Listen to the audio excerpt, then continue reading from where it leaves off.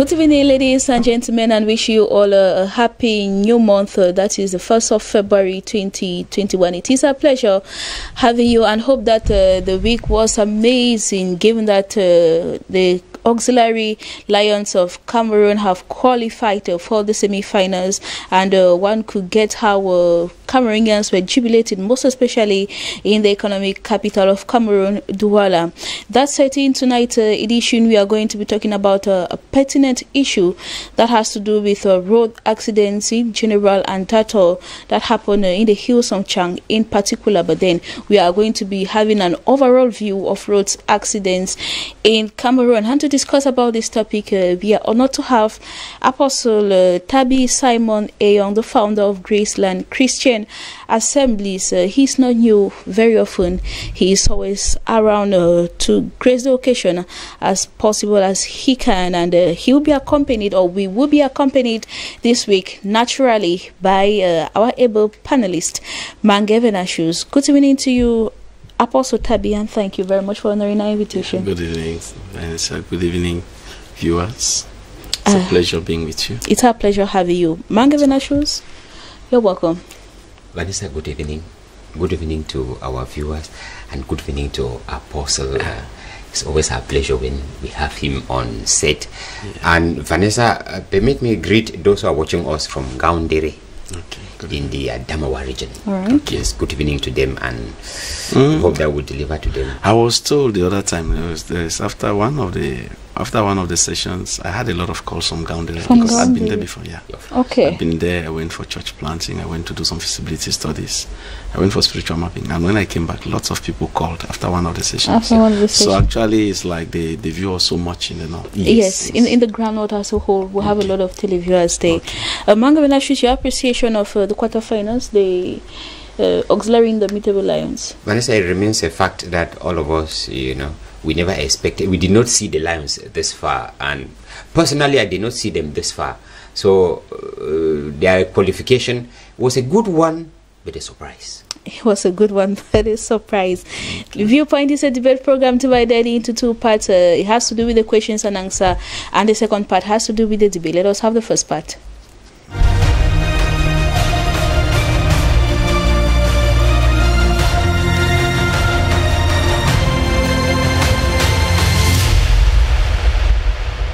In question 1, can we solve the issue of road accidents along our roads by prohibiting night journeys? Apostle, I'll begin with you. It can't be solved by prohibiting night journeys. It can't, no. Yeah. Mangave Nashus, your opinion? To a greater extent, yes. Okay. Yes.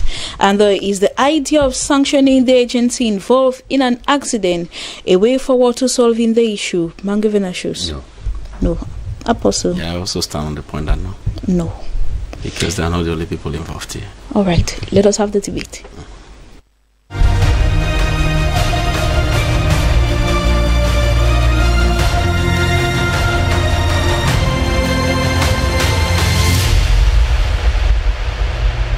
Once more, you are all welcome, ladies and gentlemen, and if you are just joining us, you're watching one of your favorite evening debate program, Viewpoint. In tonight's edition, we are trying to find out, can we solve the issue of road accidents along our roads by prohibiting night journeys? After some of the agencies were being sanctioned, I think that's the Mainwa Voyage Agency. It was sanctioned by the Minister of Transport after the accident that took place at the Chang Hills, and we know of that of General Voyage that happened in Dikinemiki. They were equally sanctioned. So, Apostle, in your point of view, you think that night journey should not be prohibited? It's not the major truth cause. Is, prohibiting the night journey, you have to understand that people are in different sectors and different activities. There are some people that the nature of their job, their chance to travel but at night. And so you sanctioning night journeys, like you, at the same time you want to blame the night for the accidents. The night should not be blamed. No way. Yes. Okay. If you want to blame the night, you shouldn't blame the night, because there are people who must travel but at night because of the activities, and then you're now like wanting to sanction night journeys. It means you're saying that these people will not travel, because a lot of people will not find time to travel within the day. So what I think is that traveling at night, yes, traveling at night is okay, but then some certain measures should be put in place and be respected. And if these measures can be put in place and respected, I think that traveling will not be a problem. So what are some of those measures that can... Yeah, some of the measures, the thing is, like when an accident happens, at times we just shout and think of the agency, we shout and think of the driver. There are many, many things that contribute to an accident. The principal one first is the route. I think the infrastructure should be improved. Yes, it's one of them. And now you like prohibiting night journeys. You don't prohibit night journeys.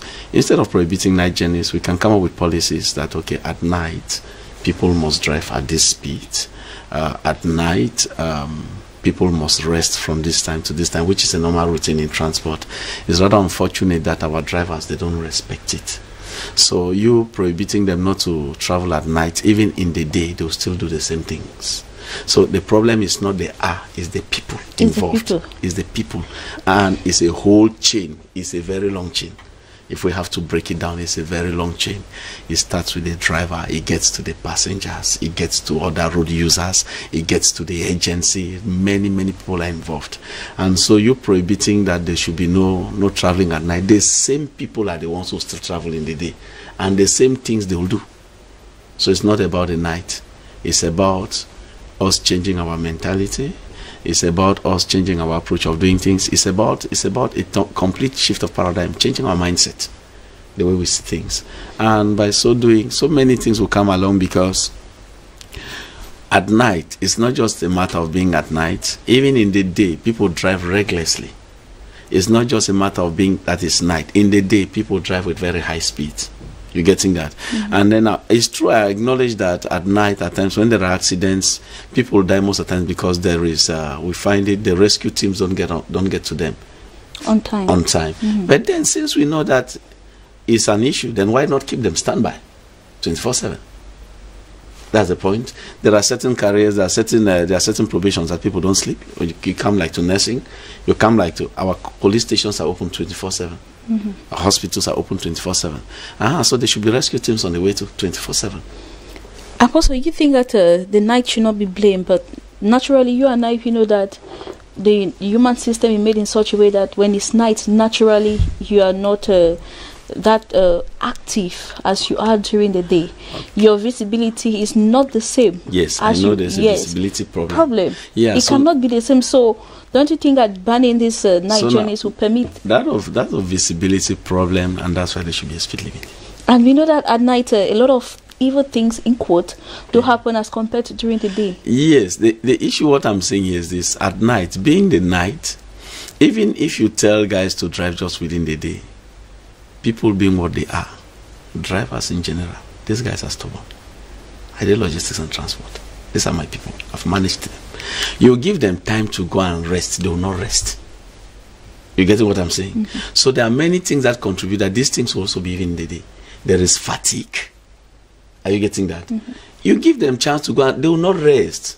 You give them time. In those agencies, I know that they'll tell them, okay, when you come back, go and sleep. They will not sleep. You go, you find them in bars. You go, you find them in clubs and the rest. And so at the end of the day, so I just believe that we should put good principles, and people can say travel at night and be safe. Because there are people that he's working in Douala. I'm taking an example. He had to be at work up till about 4 o'clock in the evening. And he has a document to pick in Yaoundé the next day at 9 o'clock. How will he do? Are you getting that? He's not a boss on his own. Perhaps he came up urgently that he must travel. He must travel. So if he has to leave in the morning, he misses work and there'll be a problem this side. So how do we cope? How do we manage it? So traveling at night is not a problem, but it's not. It's all other factors are contributing to this accident. Mangavenashus, to a greater extent, you think that the issue of road accidents, or we could solve road accidents by banning night journeys? Yes, Vanessa, you said something about the idea of visibility. Everybody knows, in every driving school, they will always indicate that the driving becomes complicated at night and when it is raining. These are two challenging periods. Once you are on the steering, you are tasked, that is your mind, your five senses are supposed to be completely on alert. because within any short period of just a twinkle of an eye, anything can happen. They will tell you driving at night is too difficult. Driving in the rain during a storm is very difficult. So I think that when we talk about when you look at the accidents that are occurring, you see that the majority of them, we're not saying all, that's why I said yes to a certain extent. A majority of them that occurs at night, the consequences, the casualties are always too high. Because at night, Apostle said something, rescue teams are not at hand to rescue them as such. At night, visibility is poor to even see what is happening. Who needs help immediately? Lighting is not that. If it happens in another obscure area, to have light enough to even try to find out who is where, it becomes complicated. Whereas if we say during the day, it is easy to even identify, even in a cliff, where they are. There are some people who die after the accident because they were abandoned. Then nobody was able to come to their rescue immediately. Yeah, they will die. But if we were able to, if we were during the day, they could see clearly. Like I was saying, the driver, there are certain oncoming cars that during the day you will be able to see well. Look at the state of our roads. Apostle said something about the infrastructure. Look at the state of our road. A road that link perhaps Douala and Yaoundé. At one point, you may be surprised that the road may not be up to 5 meters wide. That will be obliged, you know, two 70-seater buses to bypass. You see that you need to be extra careful and, you know, be able to position your car to not to hit the other person. And in a situation where there is a cliff. Correct. If you are trying to dodge like that, your balance you go down a valley and it goes. So given the nature of our road, at night you are not seeing well. Given the state of our cars, you put all this together, you see that you need some extra concentration to be able to, you know, position your wheels and pass well. If not, you run out of the road. Okay, another issue, Apostle was talking of night journey. People had to travel. It's true. But then we make our programs. Our programs do not make us. Okay. If I am supposed to collect something from Yaoundé at 9 o'clock, and the thing is, it's demanded in my job site, I simply opted, because if it is cancelled completely, people's businesses will still continue. Life will still continue. It's not as if they stop traveling by night, people will cease to exist. No, they will. And because I cannot travel at night, either what I'm supposed to deposit tomorrow in the morning would be shifted in the afternoon or the other tomorrow, because they know that I cannot go at night, or I obtain permission from my job site and go. Because and then in that case, that becomes now something that people need to be sensitized. Of course, because if we have to for a long period, very long, yes, which might actually be impossible. Yes, I think so. People have to be sensitized, and are you getting that? In that case, people have to be sensitized, because the problem at times, like for those who are working, is not about them, the workers, it's with the bosses. Yeah, the boss will have to understand that. Yeah. The boss will have to understand that. And how many do you understand? No, they don't understand because you have an option. Yes. They don't understand because you tell him that, boss, I want to leave at 2 o'clock because I'm going to Yaoundé. I need the document tomorrow morning. He says, no, you can travel overnight. But if there were no overnight journeys, he would have to say reason with you. Because if he tells you, don't leave at 2 o'clock, and he knows that you can only travel the next day as from 7 o'clock or 7 a.m., then and are you aware that there are guys who will say if you leave, you lose your job? You're not the only person looking for work. Correct. That's why I was pinpointing that the agency of the document was not needed in my job site. Because, for example, if they need a certain document from Yaoundé, from Bamenda, now in DBS, and they tell me they need it tomorrow morning, DBS has to give me the permission to leave, so as to travel to no, because now we're talking of personal issues. If there are personal issues here, yes. If there are personal issues here, and of course you apply for when it comes to such a situation, and now the where they will not understand, the boss will not grant you the permission. Now the truth is, when we talk of big scale corporations, it's understanding, but we are talking of a small entrepreneur trying to run his shop and this and you just come up in the morning, you say no, if you leave, I'll get somebody else. So in that case, now then I think that policies should come up also to after sensitization. Issues will come up where they can be able to help these people who lose their jobs, like that unfair dismissals. Are you getting that? Of course. If we got to that extent that somebody's fired without any reason, then even the employers will be able to to adjust. But now in a case which is like he's a king over his business, he does what he wants. He brings into this one today, he brings out that one tomorrow, and so he said you will not travel. If you think it's so serious, call for somebody to bring it for you. Are you getting it? Okay. And there are documents that cannot be handed to somebody else except to you. We are not just talking of documents. There are other family matters. We have families. There are urgencies here. They need you in person. Personally. All right, gentlemen, you just highlighted most factors has to do with the human factor. Yes. But this accident that took place in Chang, it was reported that the lorry had brakes failure. I don't know whether maybe it left from the destination like that, or it got at that point and it suffered some brakes, but that is what was reported. Okay. So at this point in time now, and traveling at night. Okay. I was not in that vehicle. Are you getting it? But then I know with equipments, you don't trust them. Okay. I'm not sure that guy left the base with a vehicle without brakes and decided to engage on the way, knowing that he's carrying petrol. Nobody will try that. You're getting that? So this is a mechanical fault. It can happen at any time. All right. We are seeing aircrafts crashing day and night. Okay, they do extreme maintenance. They check things computerized, and yet some of them, they leave the ground and the engine falls off. You understand? So with this mechanical fault, they can come up at any time. So when they come up at times, it's true. I acknowledge that there are times transporters who are reckless. There are some who are very some people greedy. They will know and some intentionally are take selfish. off. Are you getting it? When it comes to the level of transporters, it comes into the level of the drivers. It comes to the level of the mechanics.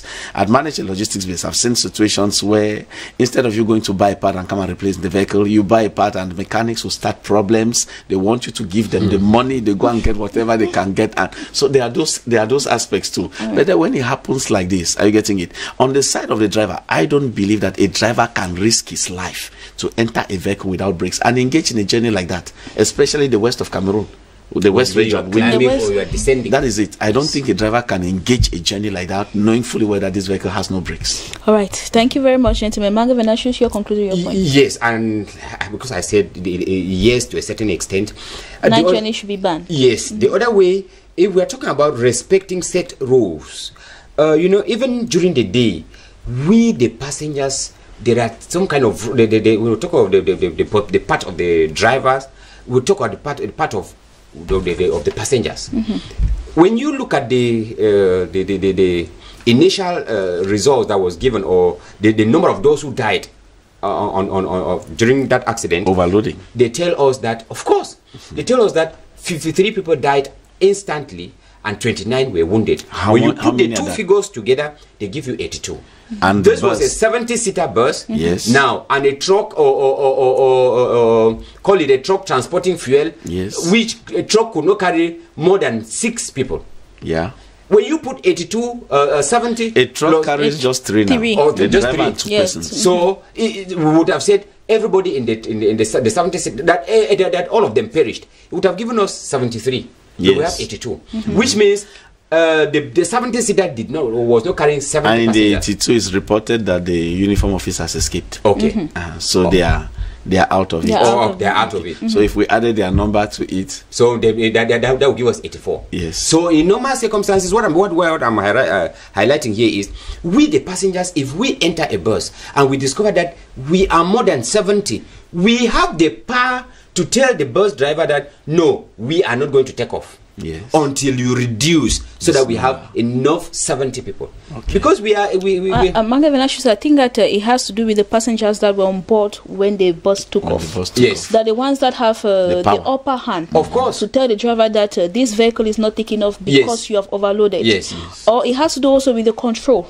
If the control sees it and they don't do anything, those are all of them for respecting the set rules. If this car is supposed to transport 70 passengers, 69 passengers plus the driver, then it should carry the 69 passengers or 70 human souls. 70, and that will be enough.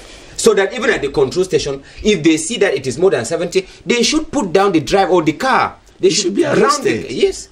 Because when we keep doing like this, we are playing with human lives. That's why I say, even during the day, Yeah. If we don't respect certain rules, we will still keep having this kind of situation. And there's also a problem of unqualified drivers. All right. Thank you very much, gentlemen. Thank you very much. Since we're running out of time, let us take the second question. But I know that our televiewers, all those factors, they know about it, and good enough, we are out to sensitize them as well. Is the idea of sanctioning the NJC involved in an accident a way forward to solving the issue? Apostle, do you think that always sanctioning these agencies, giving them 3 months, giving them 1 month, sanctioning these agencies, is it the best way forward? To me, knowing fully well the role the agencies have to play, to me, it's partially yes, but it can't solve the problem. Because there is a degree of responsibility that falls directly on the agency, and most of the time they refuse to play the role they are supposed to play. Yeah, we have seen cases. There are cases where these guys, at times the vehicle is not even fully fueled. There are cases where the vehicle, the maintenance is not there. Those ones are now like the faults of the agency. There are cases where they pressurize drivers because they want to make more money, especially during the festive season. That one goes directly to the agency. There are cases where right even at the agency, they overload the vehicle. Yeah, so that one goes directly to the agency. So in that case now, are you getting it? If they are sanctioned, it's okay. But now, for that sanction to take place, there is a level of investigation that must be done to find out where or which of these faults is theirs that caused the accident. An example of this recent one. Yes. And then now there are cases where even if you find a vehicle, like a vehicle is overloaded, that it was not at the agency. These drivers started picking passengers on the way as they go, because that's what they mostly do. So in this case now, the driver is the criminal here. Are you getting it? He went about picking people and picking people. Okay. There are cases where it's not just the driver even. The driver has nothing to do. The vehicle has not. Like this particular case. Now, I think that the cause of this accident is the abuse of power. First, the principal cause. Why the abuse of power? Because uniformed people entered a truck to transport illegal fuel, and the truck ended up roasting Cameroonians. So to me, the first thing, it should fall on the officers. Are you getting it? Because if they were never involved, smuggling is a contraband. Are you getting that? The driver would have never. Anyway, we don't know whether it was contraband or where was it coming from. Because the truth is, because they've not told us yet. Okay, they've not told us yet. But Vanessa, to the best of my knowledge, I don't. Petrol is not transported in Cameroon in gallons. Correct. Exactly. Petrol is transported in tankers. So each time you see petrol in gallons, is smuggling. Yes. That's the truth. It's smuggling. It's being smuggled from somewhere, and automatically from our neighboring Nigeria. Yeah. And then the fun is, how did it get to the West Province? Are you getting it? For petrol to get to the West Province, it must pass through a cock in Manfi. Are you getting that? Where there are custom officers. Look at the distance from a cock up to, you cross Manfi, you cross Widikum, you cross Bamenda, then you get to the West. And for it to get to the West, it must pass either through Edenau. You get that? It must pass either through Tiko, it must pass either through Mundemba. So now look at it, look at the distance. You understand? So come on, man. It's a whole chain. It's a whole chain of that. A lot of people have to be implicated. So not necessarily the agency. Not necessarily the agency. Thank you very much for the difference that you made when the agency should be sanctioned. Yes, I want to come from where Apostle about the respect of rules, as we were saying. When we have something like an accident, before arriving where the accident was, the car certainly had passed through some checkpoints. What happened to all those security officers who were along the road? They have something to do, because in Cameroon here, it suffices to, they don't have to come in and see how many people are in this car. They say they are controlling. What are they controlling? Money. Once you give money, nobody even ventures to see what you are carrying. We don't even want to know what is in the car. You pass and you go. Anything that happens, you are responsible. All those officers who were walking along that line are responsible. There is something they say, they are controlling speed. Let me run the 60 above, the 100 and above, and I reach there, I'm given a penalty. Yeah, speed, your level of alcohol, and then so I continue. The normal situation should have been, the car should be grounded. You are no more checking from here till the next day. And possibility, we impound your car. We do like that to 2, 3, 4. People will have to respect. Yeah, because when that happens, the driver will be in problem with the agency. Of course. And the next driver will not want to get himself involved in that. So there are just so many things, as I was saying here. You get that? There are just so many things. There are just so many things that get involved. And And even in some of these accidents, yes, looking at the agency, there are accidents, I want to tell you, out of the agencies, the trucks cause accidents in this country, deadly accidents more than every other person. The truck drivers, these guys are wicked, they are evil. I'm sorry to say that on air. Are you getting? You see, in the driving code, you give respect to a vehicle that is transporting human beings. But in Cameroon, it's the contrary. When you see somebody coming with a truck, he believes that because he's driving a bigger car, no other vehicle means anything. You must make way for him to pass. He's having a bigger car. Come on, man. What is the value of what you're carrying compared to the human beings? You see a bike and maybe a big truck coming behind. And he's coming. He doesn't care. He's there humming. Yes. Give me way, a group of bikers ahead of him. He believes that the timber he's carrying, the cocoa and whatever he's carrying is more than the people. So that's the problem. Another issue I was looking at was the issue of infrastructure along our road. We are crying of the poor road network that we have in Cameroon. I think that the government should start by imposing some sanction on the government itself, because the government contributed to this accident as well.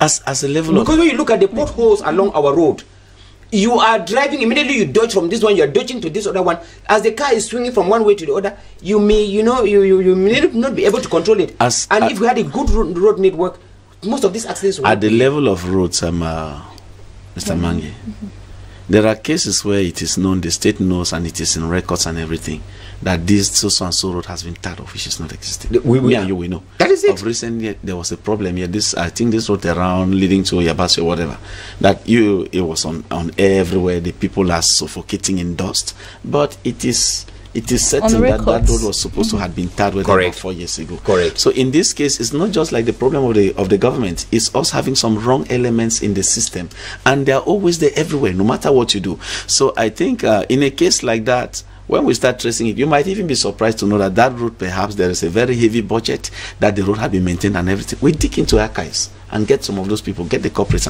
and I think discipline one or two, the others can learn from that. So that is why I think that if we want to talk about the causes of this accident, it should not only, it's true, the agency involved has their part, but then the responsibility should be shared. It should not be a responsibility that only the agency. Because there are accidents. Even there are accidents where people run into the roads. There are people who are reckless on the highway. There are accidents that are caused even that perhaps the stray animals and the rest. All of those things. Yes. Are you getting it? They come in. And in the course of a driver dodging away, perhaps not wanting to kill a dog, not wanting to kill a goat, he can end up throwing a bus in the valley. Of course. And so there are some of those other things. So to me, when they just hit them so hard, I feel it, because not all of the accidents are caused by them. Caused by the agencies. Yes. So that's why I think that when we come to sanctioning them, we're not saying they should not sanction them, but then they should make sure that all those who are involved, who are supposed should play their own part. Also play their own part. Yes. They should also take their responsibility, and not only the agency itself, because these agencies, they don't operate as islands. They operate as, it's a joint kind of activity that involves a chain that involves so many people. Thank you very much, Mange Venashus. Apostle, your own closing remark. Yeah, my closing remark is just that Cameroonians, my brothers and sisters, let us love this country. Let us love this country and be men and women of integrity.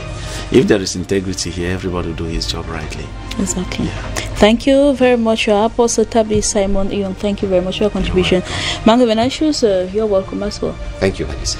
Ladies and gentlemen, that was it for today's edition. I would like to applaud the initiative of some agencies that are respecting this issue of not overloading, and of course there are numbers in their buses that you could call directly to the agency to report cases where there is an overload. That said, we've come to the end of today's edition. To have a blessed morning, the company of programs on DBS television. Stay tuned. Goodbye.